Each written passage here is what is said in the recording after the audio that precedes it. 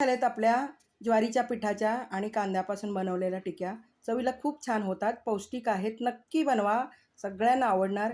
लगेच like, comment आणि subscribe करायला विसरू नका.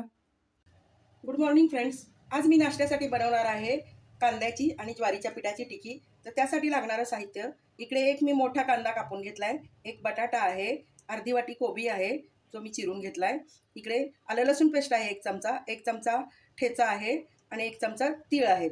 आता आपल्याला पिठं लागणार आहे. 1.5 वाटी ज्वारीचं पीठ आहे, 1 वाटी बेसन पीठ आहे, हिंग, हळद, गरम मसाला आणि धना जिरा पावडर हे मी छोटा अर्धा चमचा घेतलेला आहे. आता आपल्याला मीठ लागेल चवीप्रमाणे आणि टिक्या बनवण्यासाठी आपल्याला तेल लागेल. सगळ्यात पहिल्यांदा मी बटाटा किसून घेणार. हे बघा असं या खिसणी असते ना छोटी, त्याच्यावरती आपण बटाटा किसून घेऊया. बटाटा खिसून झालाय. आता चवीपुरतं मीठ घालूया.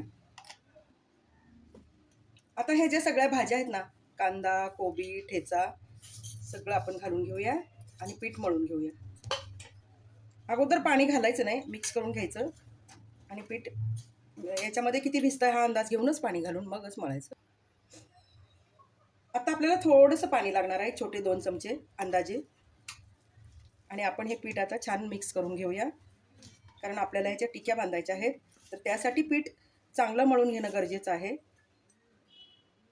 आपल्याला याचा कणकेप्रमाणे गोळा नाही मळायचा आहे. तरी बघा आपण भजीला किंवा टिकीला सोडतो ना, बनवतो ना, अगदी सेम त्या पद्धतीचं पीठ असं भिजवून ठेवायचं आहे. आता हे मी 5 मिनटं ठेवून देणार. आता आपण चमच्याच्या मदतीने किंवा हाताने बघा असं पीठ आपण हातावरती घ्यायचं, हात ओला करून घ्या आणि एवढं मिश्रण तुम्हाला पाहिजे ज्या आकारात टिक्या पाहिजेत ना त्या आकारात असा गोळा घ्या आणि त्याला हातावरती आपण असा आकार देऊया टिकीचा. मी हातावरतीच बनवणार आहे, तुम्ही प्लास्टिक पेपरवर थापला तरी चालतं. इकडे पॅन गरम झाला आहे. आता मी अशा टिक्या बनवून एक एक करून सोडून देणार आहे. इकडे मी 4 टिक्या सोडलेल्या आहेत. आपण आता त्या छान शेकून घेऊन शॅलो फ्राय करूया.